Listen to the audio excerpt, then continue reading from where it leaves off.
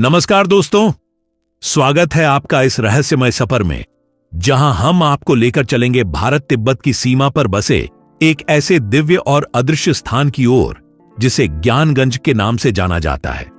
ज्ञानगंज भारत की अद्भुत और रहस्यमयी किंवदंतियों में से एक है, जिसके बारे में प्राचीन काल से ही अनेक कथाएं, गाथाएं और मान्यताएं प्रचलित हैं।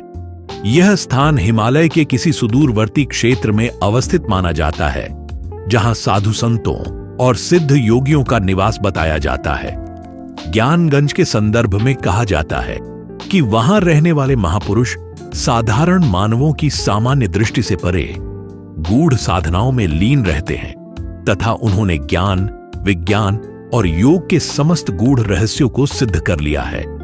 कई आध्यात्मिक ग्रंथों, लोक कथाओं और गुरु परंपराओं में इसका विवरण मिलता है, परंतु इस कथित स्थान के बारे में कोई ठोस भौगोलिक प्रमाण सामान्य शोधकर्ताओं या वैज्ञानिकों के पास नहीं है। यही कारण है कि ज्ञानगंज को लेकर लोगों में अपार जिज्ञासा है। कुछ इसे एक अलौकिक सत्ता का केंद्र मानते हैं, तो कुछ इसे हिमालयन मास्टर्स या महर्षियों की रहस्यमयी भूमि के रूप में वर्णित करते हैं। आधुनिक युग में भी समय समय पर अनेक कथित साधकों ने दावा किया है कि उन्होंने इस दिव्य स्थान का दर्शन किया या वहां के किसी महान सिद्ध पुरुष से साक्षात्कार किया। किंवदंती यह भी है कि इस स्थान पर समय का प्रभाव या बंधन नहीं रहता। वहां का वातावरण इतना दिव्य और अद्भुत है कि साधक सैकड़ों वर्षों तक प्राचीन युगों के समान जीवन जीते हुए भी सदैव युवा बने रहते हैं। यह कथा सुनने में जितनी रोमांचक लगती है, उतनी ही रहस्यमय भी है, क्योंकि भौतिक स्तर पर इसकी कोई प्रमाणित पुष्टि नहीं मिलती।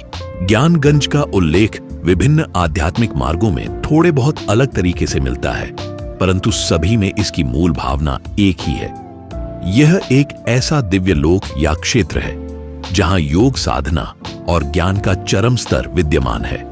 कुछ विद्वान इसे एक भौतिक स्थान से अधिक एक चेतन अवस्था मानते हैं, जहां मनुष्य तभी पहुंच सकता है जब उसकी आध्यात्मिक चेतना पूर्ण रूप से जागृत हो जाए। इसका अर्थ यह है कि ज्ञानगंज की खोज बाहरी भूगोल या मानचित्र पर नहीं, बल्कि आंतरिक साधना, तप और परम ज्ञान की यात्रा में निहित है। ऐसे दृष्टिकोण से देखने पर ज्ञानगंज कोई एक निश्चित भौगोलिक स्थल न होकर एक ऊर्ध्व चेतनावस्था का प्रतीक बन जाता है।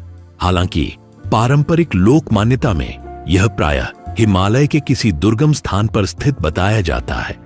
कई कथाओं में उल्लेख है कि वहां पहुंचने वाले को परम राशियों की सभा में शामिल होने का मौका मिलता है और उसे जीवन मृत्यु के चक्र से मुक्ति का मार्ग दिखाया जाता है। इस तरह भले ही इसका भौतिक अस्तित्व रहस्यपूर्ण हो, लेकिन अध्यात्म के क्षेत्र में ज्ञानगंज एक अत्यंत पूजनीय और आदर्श प्रतीक के रूप में स्थापित है। इस रहस्यमयी जगह के प्रति लोगों की जिज्ञासा इसलिए और भी बढ़ जाती है क्योंकि मानव समाज सदियों से अमृतत्व की खोज, अलौकिक सिद्धियों की प्राप्ति और गूढ़ रहस्यों को समझने की ललक रखता आया है। वेदों, पुराणों और उपनिषदों से लेकर आधुनिक युग के संतों व योगियों ने हिमालय को सदा ही एक विशेष आध्यात्मिक ऊर्जा का केंद्र माना है। वहां की कठोर जलवायु और दुर्गमता मनुष्य को सांसारिक आकर्षणों से दूर रखती है, जिससे उसका मन अंतर्मुखी होकर साधना में प्रवृत्त होता है। ज्ञानगंज को इसी हिमालयी दिव्यता का चरम बिंदु माना जाता है, जहां रहने वाले सिद्ध योगी किसी भी सांसारिक मोह, लोभ या क्षुधा से परे हो चुके हैं और वे अपनी ऊर्जा केवल विश्व कल्याण और ब्रह्मांडीय चेतना के विस्तार में लगाते हैं। अनेक प्राचीन आश्रमों, गुरुकुलों और तपस्थलों का प्रमाण हमें हिमालय की गोद में मिलता है, जिनका सीधा सा उद्देश्य था आध्यात्मिक विकास और मन की अज्ञात शक्तियों का जागरण। किंवदंती है कि ज्ञानगंज इन सभी तपस्थलों का शिखर है, जहां संस्कारों और साधनाओं की पूर्णता होती है। कुछ लोग ज्ञानगंज को शांग्री-ला जैसी पश्चिमी कथाओं या शंबाला जैसे तिब्बती बौद्ध धर्म के रहस्यमय लोक के समकक्ष देखते हैं। तिब्बती बौद्ध परंपराओं में भी एक ऐसे ही अनदेखे, पवित्र और पूर्णतः विकसित स्थान का जिक्र आता है, जहां चुने हुए गुरुओं और साधकों को ही प्रवेश मिलता है। शंबाला की कथा में वर्णित है कि यह एक भौतिक स्थान होते हुए भी सामान्य जन की आंखों से ओझल है और वहां गुप्त ढंग से मानवता की उन्नति और कल्याण की योजनाएं बनती है। इसी प्रकार भारत में ज्ञानगंज की कथा भी प्रचलित है, परंतु भारतीय आध्यात्मिक परंपराओं में यह लोक लौकिक दृष्टि से अदृश्य होने के साथ साथ आध्यात्मिक दृष्टि से अत्यंत प्रकाशमान माना जाता है। सामान्य मान्यता यह भी है कि ज्ञानगंज के निवासी अत्यंत उच्च कोटि के योगी हैं, जो चाहकर भी आम जनों को सीधे दिखाई नहीं देते, क्योंकि वे अपनी विभूतियों का प्रदर्शन नहीं बल्कि आंतरिक साधना और लोक कल्याण को प्राथमिकता देते हैं। ज्ञानगंज को लेकर एक और रहस्यमय बात यह है कि इसे समय की सीमाओं से परे माना जाता है। कई कथित अनुभवकर्ता या प्राचीन ग्रंथों का वर्णन करने वाले लोग यह भी उल्लेख करते हैं कि वहां रहने वाले योगी मानव जीवन की सामान्य आयु से कहीं अधिक समय तक जीते हैं। कभी कभी तो एक ही सिद्ध पुरुष हजारों वर्षों से भी अधिक समय से ज्ञानगंज में निवास कर रहा हो, ऐसी मान्यताएं सुनने को मिलती हैं। यह कथा सुनने में अविश्वसनीय जरूर लगती है, परंतु भारतीय दर्शन में ऐसे दृष्टांत भरे पड़े हैं जिनमें सिद्ध योगियों की दीर्घायु, दिव्य शक्तियों और भौतिक बंधनों से परे होने का वर्णन मिलता है। अष्ट सिद्धियां, नवनिधियां जैसी अवधारणाएं प्राचीन काल से ही भारतीय योग परंपरा में चली आ रही हैं, जिनके अनुसार सिद्ध पुरुष अपनी इच्छा से शरीर की आयु बढ़ाने, घटाने या त्यागने की क्षमता रखते हैं। ज्ञानगंज इन्हीं सिद्धियों की चरम अभिव्यक्ति का पर्याय बन चुका है। कई लोगों का मानना है कि ज्ञानगंज के योगियों के पास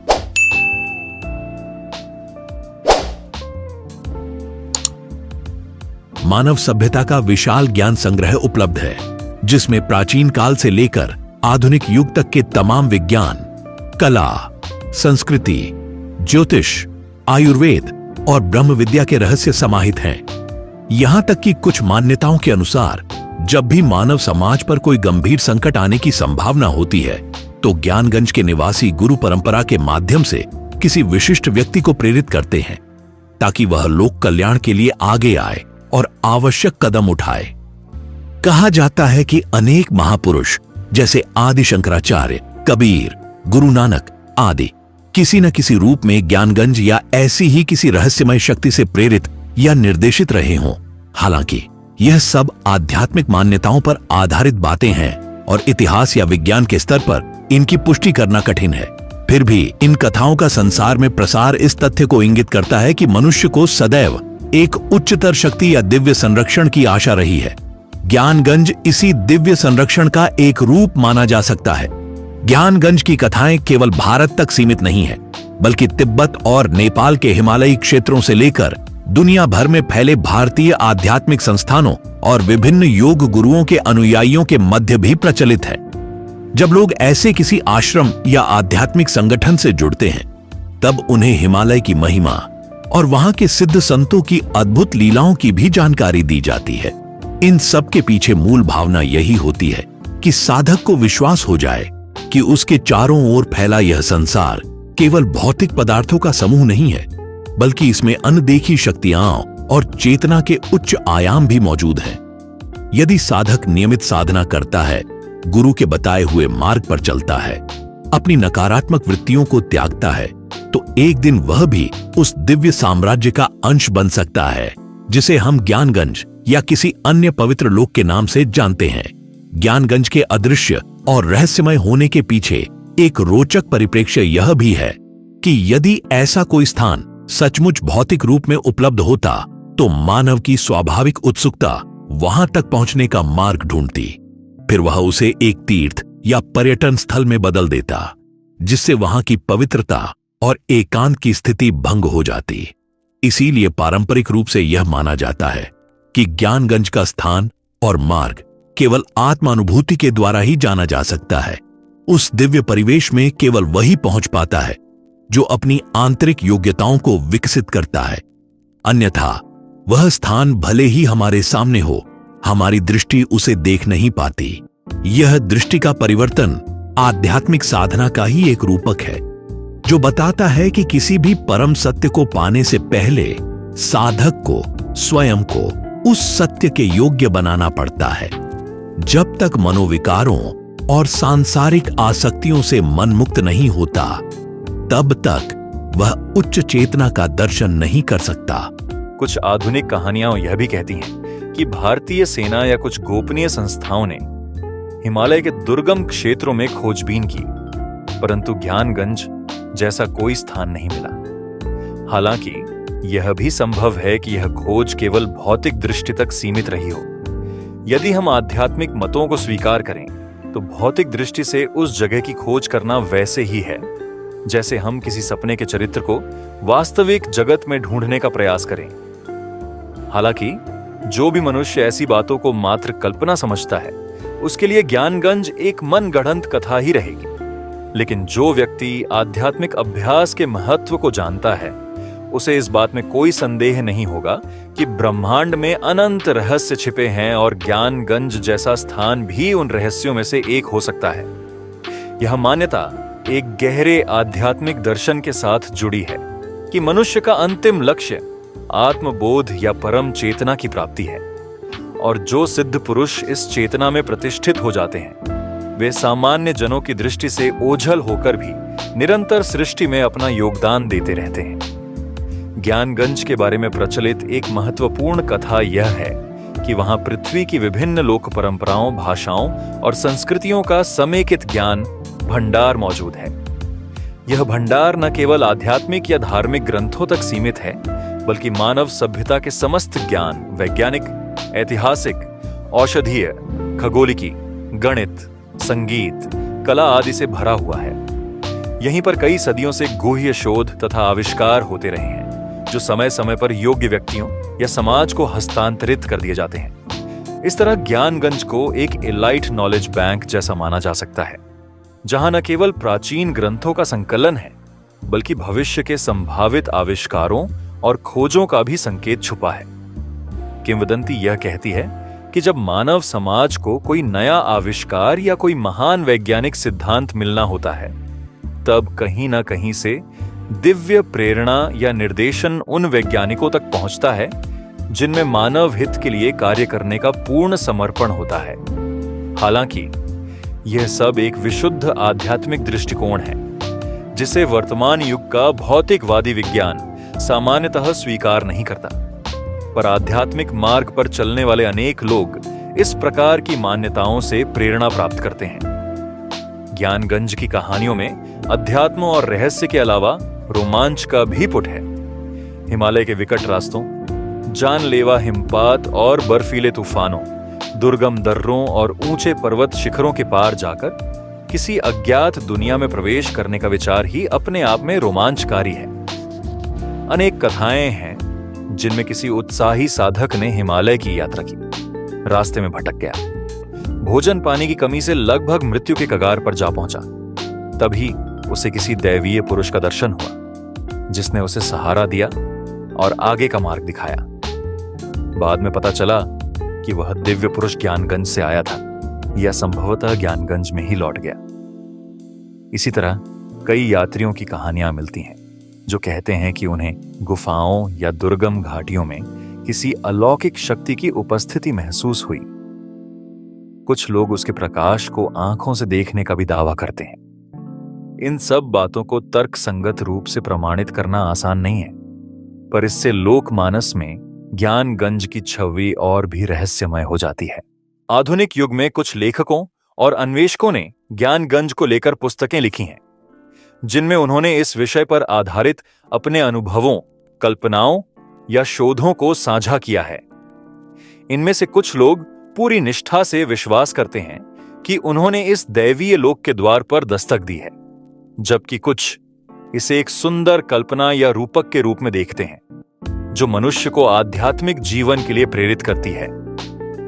यह भी कहा जाता है कि कुछ संगठनों ने ज्ञानगंज शब्द का उपयोग अपने संस्थानों या केंद्रों के नाम के रूप में किया है, ताकि लोगों को आकर्षित कर सके या उन्हें उच्च आध्यात्मिक मार्ग पर ले जा सके। लेकिन वास्तविकता यह है कि ज्ञानगंज की परिकल्पना का दायरा किसी एक संगठन या संस्था से कहीं अधिक व्यापक है। यह भारतीय सांस्कृतिक और आध्यात्मिक विरासत का एक ऐसा अमूल्य रत्न है जो सदियों से जनमानस को प्रेरित करता रहा है। अगर हम थोड़ा दार्शनिक दृष्टि अपनाएं तो ज्ञानगंज की कथा हमें इस बात का स्मरण कराती है कि वास्तविक ज्ञान, सच्ची मुक्ति और पूर्णता कोई बाहरी वस्तु या स्थान नहीं, बल्कि आंतरिक विकास और चेतना की गहराई में मिलता है। मनुष्य जब तक अपने भीतर छिपी शक्तियों को नहीं जगाता, तब तक वह बाहरी संसार में भटकता रहता है। ज्ञानगंज के रूप में हम एक ऐसा आदर्श लोक रचते हैं जहां से हमें यह संदेश मिलता है कि यदि हम अपनी चेतना का विस्तार करें, अपने विचारों को शुद्ध रखें, मन को समाधि की अवस्था में स्थिर करें और समस्त प्राणियों के प्रति प्रेम व दया भाव रखें, तो हम किसी भी दिव्य आयाम के सहभागी हो सकते हैं। हमारे शास्त्रों में कहा गया है कि सच्चा साधक जहां भी जाता है, वह स्थान स्वयं ही तीर्थ बन जाता है, क्योंकि उसकी चेतना पवित्र और दिव्य रहती है। इसी भावना से प्रेरित होकर कहा जाता है कि ज्ञानगंज वास्तव में कहीं बाहर न होकर हमारे भीतर ही विद्यमान है। बस हमें उसे जागृत करने की जरूरत है। इतना जरूर है कि कई आध्यात्मिक गुरुओं ने अपने प्रवचनों या लेखों में इस स्थान का जिक्र किया है, जिससे इसके प्रति एक उत्सुकता और रूहानी आकर्षण पैदा हुआ है। कुछ लोगों के लिए यह आध्यात्मिक सफर का अंतिम गंतव्य है, तो कुछ के लिए यह एक रोमांचक गुत्थी ही है जिसे सुलझाना वे अपना जीवन लक्ष्य मान बैठते हैं। इस रहस्य से जुड़ी कहानियां हमें मनुष्य की जिज्ञासा, आस्था और साहस तीनों को एक साथ दर्शाती हैं। कभी कभी ये कथाएं आध्यात्मिक मार्ग से भटकाने वाली भी बन जाती हैं, जब लोग बाहरी खोज में इतने लीन हो जाते हैं कि आंतरिक साधना की अनदेखी करने लगते हैं। इसीलिए प्राचीन गुरु परंपरा बार बार यही समझाती आई है कि अपने भीतर झांको, वहां तुम्हें सब कुछ मिलेगा। शायद ज्ञानगंज की वास्तविक कुंजी भी इसी वाक्य में छिपी है। एक अन्य मत यह भी है कि ज्ञानगंज को पूरी तरह से प्रतीकात्मक रूप में ग्रहण करना चाहिए। जैसे हमारे भीतर अनेक ऊर्जा केंद्र हैं, मूलाधार से सहस्रार तक, और प्रत्येक चक्र में अलग अलग प्रकार की चेतना का वास है। इन्हीं चक्रों की पूर्ण जागृति को ही आत्मबोध या परम ज्ञान कहा जाता है। ऐसे में ज्ञानगंज को हम अपने ही सहस्रार चक्र के रूप में देख सकते हैं, जहां पहुंचकर साधक शाश्वत आनंद, ज्ञान और अमृत की प्राप्ति कर लेता है।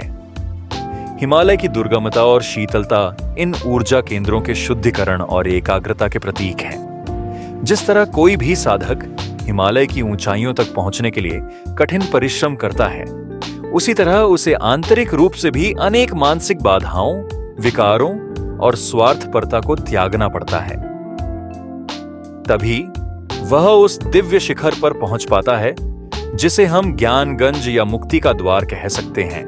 ज्ञानगंज को लेकर प्रचलित एक अन्य मिथक यह भी है कि वहां के निवासी विश्व भर की घटनाओं पर नजर रखते हैं और जरूरत पड़ने पर किसी अदृश्य शक्ति के रूप में हस्तक्षेप करते हैं। माना जाता है कि पृथ्वी के वातावरण और मानव समाज में हो रहे परिवर्तनों को वे सूक्ष्म स्तर पर अनुभव करते हैं। अगर नकारात्मक ऊर्जा अधिक बढ़ने लगती है, तब वे अपने योग बल से या किसी सिद्ध पुरुष को आगे भेजकर संतुलन स्थापित कर देते हैं।